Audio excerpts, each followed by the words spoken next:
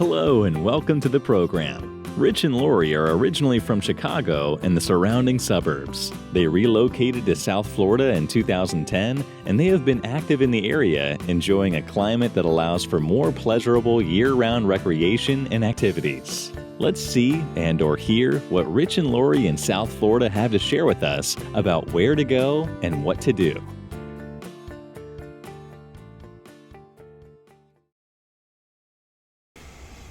Well, here we are again. Here we are. Let's get started. Hi, and welcome to episode 12 already of the Rich and Laurie in South Florida podcast and YouTube channel. I'm Rich by name only. I must be Laurie. Oh, that she is. Welcome. We have to apologize. I guess we've been gone for a while, and I guess we should tell you why. Although it wasn't very pleasant, we both came down at the same time, probably got it from the same place. Came down with COVID pneumonia.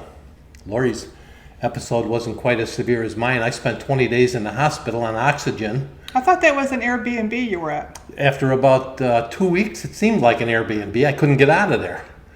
But anyway, it wasn't a pleasant experience at all. Then in the last week or so, I started with a sore throat and sinuses and started coughing for a few days, so it was a common cold on top of COVID pneumonia.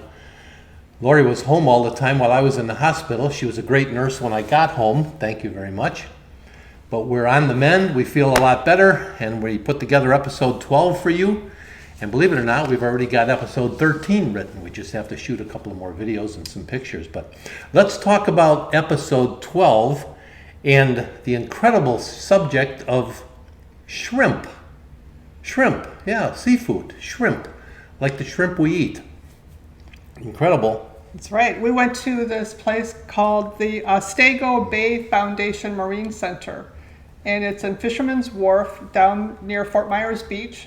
They have a little museum and artifact room that you can go to anytime. It's open all the time, where you can go in and look at some of the displays that they've made. You can look at the live seafood that they have there, live marine life, I should say. They're not all seafood. They have like a little ray and things. They have all kinds of stuff that some of their interns have done to educate people on the marine life in that area. That's also where you buy your tickets for this 3-hour shrimp boat tour. Which was incredible to say the least. We found it kind of by accident because it's right near Bowditch Beach, which is the beach we go to most often. It's the one we like the best. And it's the one you may have seen on a couple of our video presentations, but down near Bowditch Beach. And when you go over the bridge, which, by the way, we should back up and tell them how we get there. We take 80, which is Palm Beach Drive to Fowler, make a left, go to Martin Luther King Drive, make a right, and take that all the way to the beach. If there's water in your windshield, you've gone too far. But it's right near Bowditch Beach. And when you go over the bridge, just when you're right there and you look off to the right, I think it is, or to the left at that point. If you're headed towards the Gulf, it's to the left. To the left. You can see the shrimp boats along the shore. There's probably 12 of them, maybe more, maybe a couple less, but they're huge. You can't miss them. They're like ships. They're not just boats. And you kind of meander your way down there, find those shrimp boats in the museum Laurie talked about, buy some tickets for this incredible 3-hour tour, the first hour of which is kind of a narration conducted by two people. One is the executive director of the association, and the other gentleman volunteers his time down there and gives just an unbelievable presentation about shrimp, things that I never learned. In fact, I'm going to just mention to them that there are 6 different kinds of shrimp we learned. There's white shrimp, brown shrimp, there's spotted shrimp, there's a tiger shrimp, a rock shrimp, and pink shrimp. And we're going to be talking about pink shrimp. Yes. And the museum and stuff is near the Dixie Seafood and Doc Ford restaurant. It's in that same block. And then so you buy your tickets there, and then you walk across the street to the community center, which is where the 1-hour presentation is. And they kept us all socially distanced. If you were a group of 4, they sat you together. They sat you away from the other groups. And they limited the number of people too. And it was a great tour. Yeah, we don't have the time to recap the entire tour. We're just going to give you the cliff notes here. And during the presentation that they give you for the first hour, they show you a video And I want to mention another video that's available. It's called The Pink Gold Rush. It's on YouTube. You can search for that yourself and take a look at it. I highly recommend it if you take an interest in this the way we did. Again, it's The Pink Gold Rush. You can just go to YouTube and search that. We learned that pink shrimp eat at night. All others eat during the day, so pink shrimp are caught at night. And we noticed something, I'm kind of mechanical. This is something that caught my ear and caught my attention when you talk about these huge boats, and you'll see them when they're down there. When they go out of the harbor, they go out with their outriggers in the upright position. And if you can imagine, if it's a little wavy out there on the water, a little wavy, the top-heavy outriggers kind of tend to tip the boat. So they want to get their outriggers out as soon as they can when they leave the shore and get out before they start fishing. The outriggers are what holds the nets out, but when the outriggers are out, it adds buoyancy to the boat so they don't wobble so much. You'll see a lot of this in the videos, and it'll certainly make sense when you see these huge boats down there. Yeah, did you know that the pink shrimp lay thousands of eggs? I don't have the exact number, but they're definitely a renewable resource. So you can't overfish pink shrimp from what we understand. Yeah, right. That's why these guys that we heard about, they come from all over the world down here.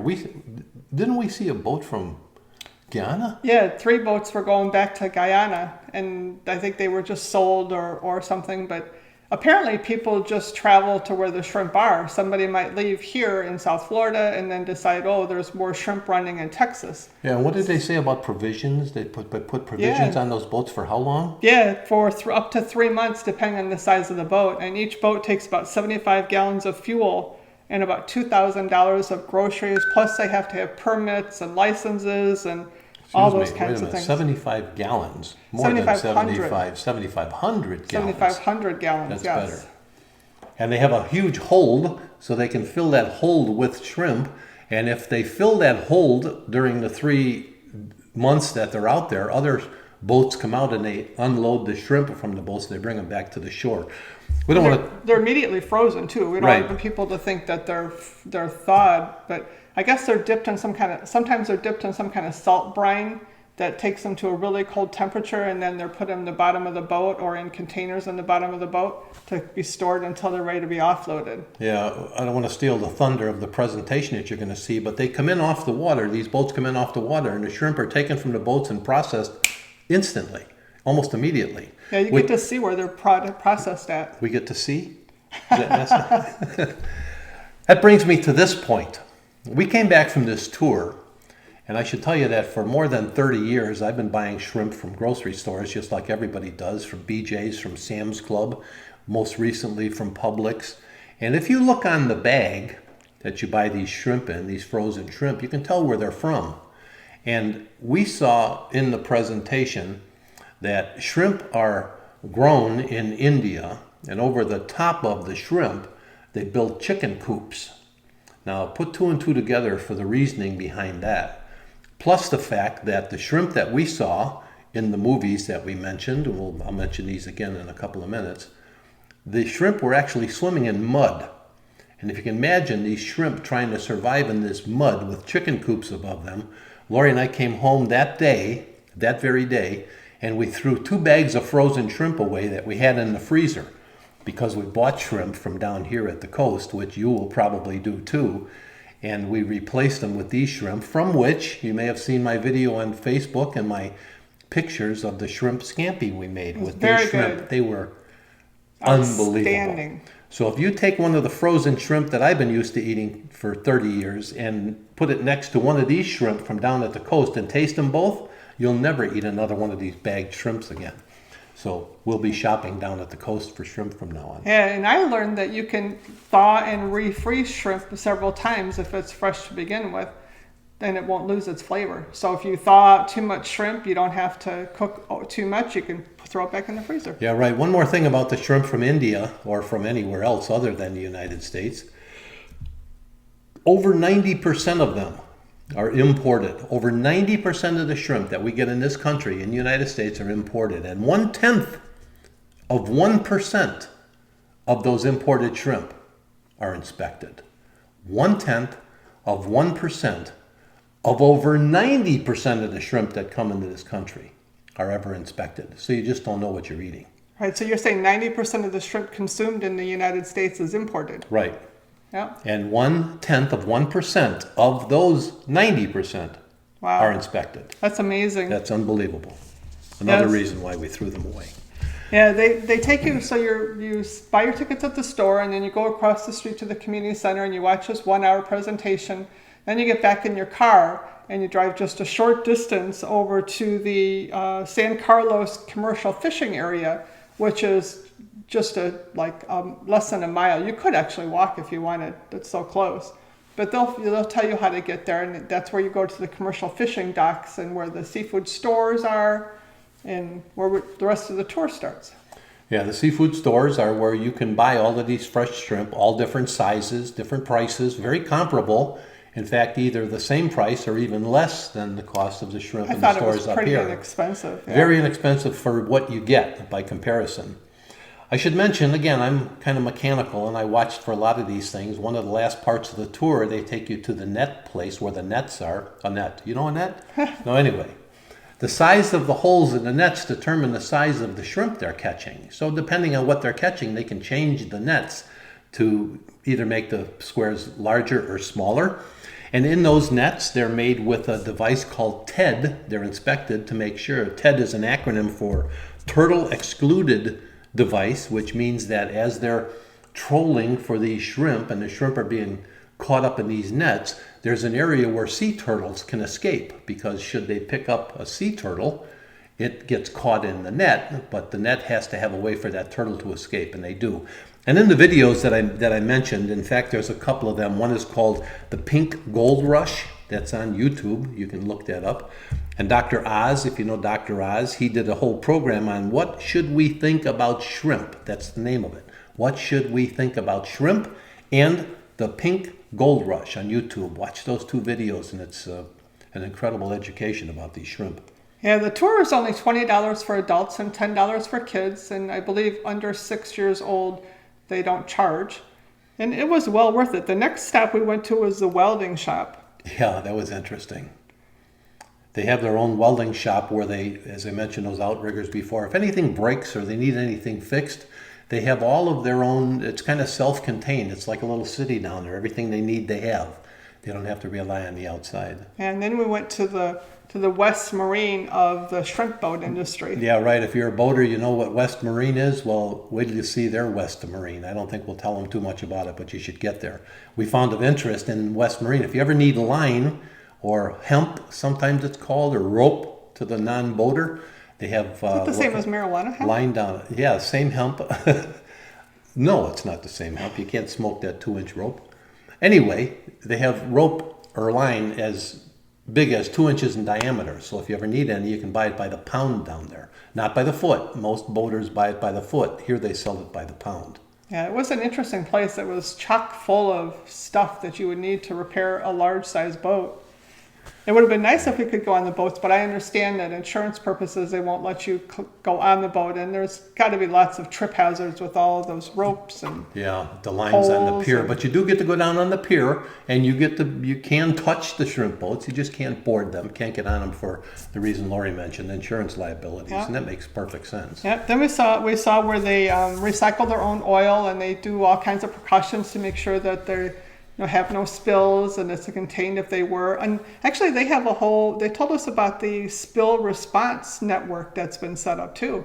Remember, they'll educate you about that during the first 1 hour talk. I forgot about that part. Yeah, this is an incredible 3 hours. If you have friends coming in town, you want something to do, take them down there. Or if you want to go down there yourself, we highly recommend it. We found it so interesting. In addition to shrimp at the stores, there's also other seafood there. I believe they had whole snapper, they had mahi. Oh yeah, it's a fish store. Yeah. It's all fresh. There's nothing frozen when you buy it. We bought 2 pounds of shrimp and brought them home, and they put them on ice for you, so you can bring them home in your car. You don't have to freeze them. Hey, remember that we saw that bobcat while we were there? Oh yeah, well, when you go there, you're definitely going to see a bobcat. That's all we're going to say about that. We're not going to steal your thunder. The presenters down there will take you on this little tour, and you'll definitely see a bobcat. Yes. Well, I highly recommend it. And they only do this tour, I believe, starting in September through the regular tour season or the busy season. and they don't do it in the middle of the summer. And there's a limited number per tour, so you can go right up online. The link is below if you want to go to their website and sign up, and you make your reservation and you pay once you get there. So if something happens and you're not able to make it, you don't have to worry about trying to ask for a refund. You recommend they make reservations? Yes, Yeah. they have to make reservations because they Okay. might have too many people. Okay, that's right. They limit the size of the classes. Right. So should we go on to the best part is our Yeah, two let's new talk about diners? eating. We've got a couple of different places to eat, and not for shrimp, but for something else. And what are these places? What's the name of them? The first one is one that's way out of the, not really way out of the way, but it's below the radar, and it's called Go Diner. And it's just north of the Caloosahatchee River in North Fort Myers. So you cross the bridge and go left on Bayshore or one of those roads right there, and we'll give you the address below here to go. And it's just a homemade diner that has a limited menu, but everything's fresh. And we had your favorite food. Yeah, right. Hash, corned beef hash. My God, they make their own corned beef hash, and that's really what got us there. Laurie said, "I can't wait to take you out to breakfast for some homemade corned beef hash," and that. My ears kind of perked up when I heard that. I asked the guy how he makes it, and they told us how they start with a fresh brisket. It's all homemade. They have some ingredients. They wouldn't tell us what they put in it, but I had it with a couple of eggs, and it was just, it's to die for. If you like corned beef hash, this is the place. Yeah, everything, they have a limited menu, but everything is made from scratch and very fresh. The other place that we went to, or the new place that we tried, and we've already been back again, is Steve's Place. And that is on Bayshore Drive, not very far from Alva in the North Fort Myers area. Yeah, we went there just recently on our way to see the movie The Rescue that's put out by National Geographic magazine. Kind of interesting too. If you see it in your theaters, it's about the 12 children that were caught in that cave in Thailand. And we won't steal the thunder from that anyway. But we went to see that movie, and on the way back we stopped at Steve's Place. And Steve used to own Alva Diner here in town. And I had roasted chicken at Steve's Place, which was extremely good. And I had you the pork tenderloin. Yeah, and you're not exaggerating. When she did that, I'll tell you what, when they bring it to your plate, it's bigger than the plate. Yeah, it's definitely a meal for two. And I think if you tell them you're splitting it with someone, they'll give you an extra bun. But for us from the Midwest, we miss the pork tenderloin sandwiches that you get everywhere in the Midwest. And these were really good. And my favorite part was the same dessert we've had there twice now. Yeah, caramel chocolate ice cream or caramel chocolate over ice cream with whipped cream. I mean, it's to die for. It's it was decadent. like the piece of caramel pie with ice cream on the lower layer or something. Yeah, if you're on a diet, don't order it. Or if you're thinking of going on a diet, don't order it. No, if you're It's thinking, pretty go good. there and eat it before you go on the diet. That's better. All right. Yeah. All right, so then what else? What was the other place? I think that's it. All right, well, wait a minute. Before you go, hit that subscribe button below if you want to be kept advised of these videos, and the little bell next to it. And when we do our next episode, which will be episode 13. Sponsor. I was getting to that. You can't see how she bangs me in the knee and tells me what to say next, like don't forget our sponsor, like I would. It's our only sponsor that's paying us for this. Halo Genealogy Services. They do an incredible job searching your ancestor. I learned things about my family that are just so exciting, I can't tell you. I just learned things about my grandmother that I never knew before. In fact, Tamara Halo, her number is below. You can contact them. They also have classes. If you ever want to search your ancestry on your own, you can take a class online that teaches you the steps and introduces you to all of the resources to look up names of your family. And it's just been an incredible exercise. Tamara is almost finished with mine, and she's about to put together the report that talks about everything she has found chronologically through my family. And it's just, I'm so excited about that. So Halo Genealogy Services, and now you don't have to bang on my knee anymore to tell me about it. And again, hit the subscribe button below to be advised of these videos. We've got episode 13 all written, as I mentioned before, and we're probably about 2 weeks away from that one. So tell your friends. Should we give them a little hint about what episode 13 is about? No. Make them come No back. hints? No. You don't want me to whinny about it? All right, go ahead. That's all I'm saying. Oh, Winnie. I get it.